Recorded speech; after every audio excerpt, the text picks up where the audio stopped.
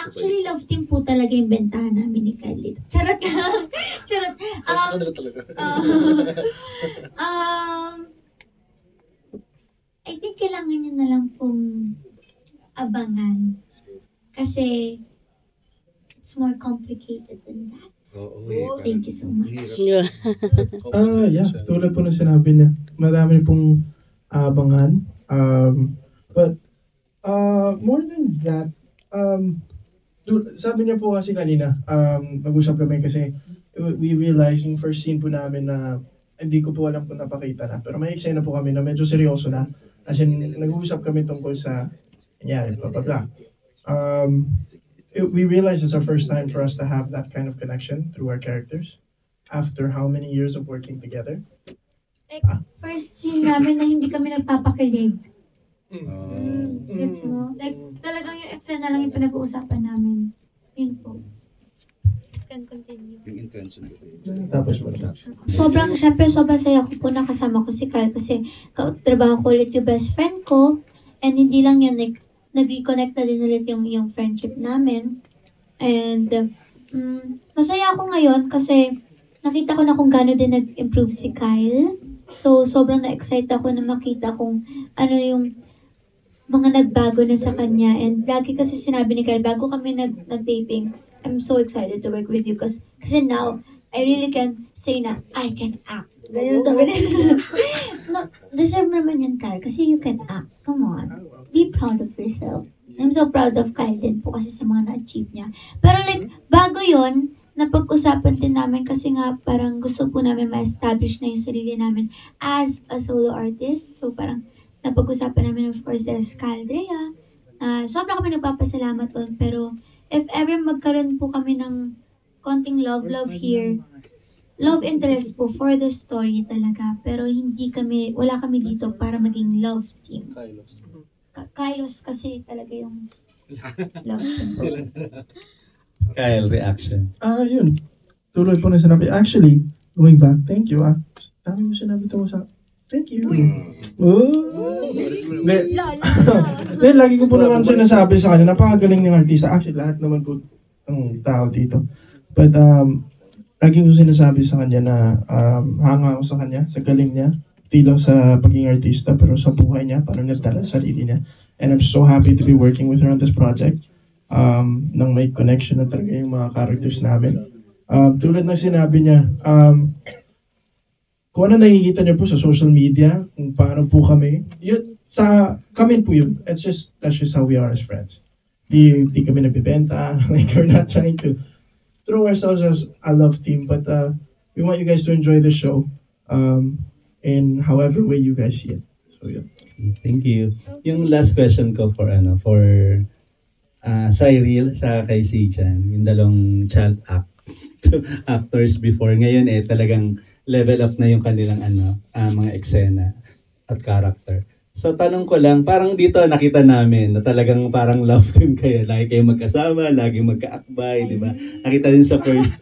So how is it? Kung kayo ba ready to become parang love team din? Parang child actor and actress before, ngayon love team na ngayon, di ba? Napag-usapan hindi po pala napag-usapan, pero medyo nagkakaroon po kami ng mga sharing na if ever po gusto naming ma-develop yung craft namin, kung kailangan po ng love interest sa story, if yun po yung mag-work para po mag-work yung story, okay lang po, wala pong problema. Pero hindi po to the point na talagang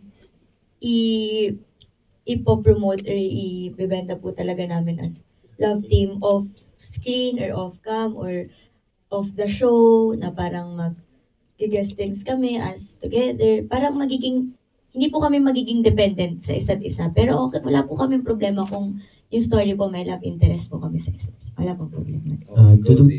Parang mag-agree din po sa sinabi ni Sai kasi hindi nga namin binibenta na parang love team kami. Ganun lang talaga yung storya.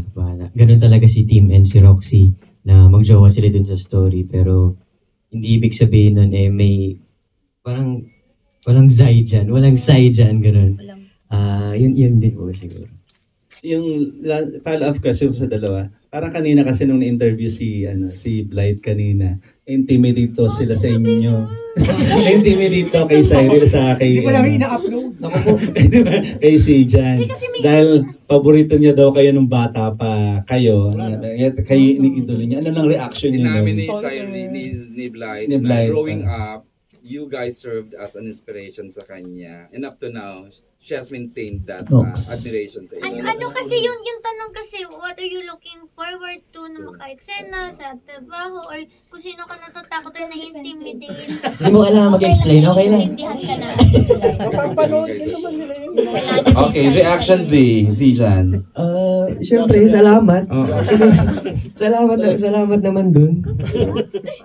Kasi ano, Hindi ko di ba? alam sabihin ko po kasi... Ilang taon nang kayo? Ilang taon ka na, Sai? Edad ko po. Hindi, edad niya. Baka po kasi sa industriya at 19 years old po. 2000. Bata ka, kaya napapanood ka na ni Blight. Kasi 19 ka lang ngayon. Ikaw, Z? 21 po. Okay, 2 years apart. Tapos si Blight ngayon is... 20 daw po. Paano nga napapanood si Cyril? Si Agua. Agua Bendita nanonood ka mo, may 100 Days to Heaven, ganyan. Tapos pa nag-audition, nakikita ko siya sa ABS. Pinapansin ka, ay makulit yan nun, malikot yan, di ba? Parang yung kalong yan sa Hindi amin. ko kilala nun. Hindi pa. Pero sabi lang, nung nakasalubong ko siya sa ABS, sabi ng mama ko, Blight, gusto ko maging ganyan ka din paglaki. Oh. Thanks, Tita Bella. God is so good, no? Everything's, you're living a good life now. Say reaction. Sai, reaction. Reaction. Yung seryosong reaction. May dagdag lang po ako. Kasi hindi ko naman ina-expect na sasabihin ni Blight yun. Kasi pag magkaka-eksena naman kami, wala namang, parang pantay-pantay lang ba? Walang nagpapataasan, walang, parang, kung ano lang yung hinihingi ba ng eksena. Pero maraming salamat sa mga ganong pinagsasabi mo. It's parang siniraan. Maraming Alam mo, salamat. Z, ano yan eh. It's always been there sa thoughts niya. Very Sa wrong thought choice niya. of words. At the back of her mind. Ngayon lang nagkaroon ng opportunity na masabi niya. Kasi andyan lang na yan eh. Andyan na sa kanya yan. Yung sinabi ko siya bilang, kasi alam ko dalawa yan sila, pinakamagaling na actor and actresses sa generation na to. So, siyempre kayo.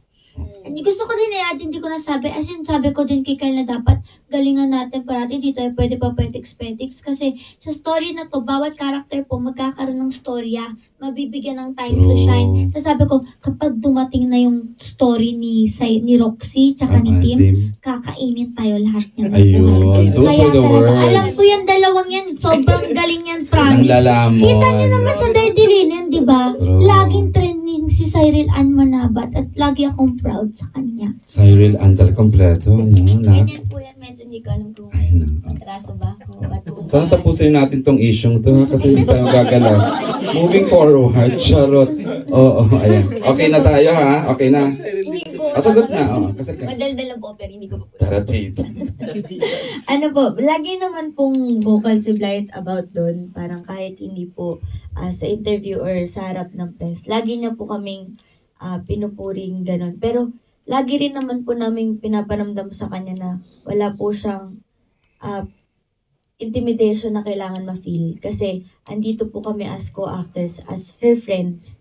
At hanggat maaari, talagang nagkakapitan po kami sa isa't isa. Hindi po kami nagpapatasan na parang, ganyan po, parang, so, hindi po namin pinapakita na kailangan tignan niya po kaming ganun. Okay. Pero, mas nakikita niya po kami na parang, pwede niya po kaming lapitan if ever may kailangan siya. And pwede rin po namin siyang malapitan if ever may kailangan kami. True. Okay.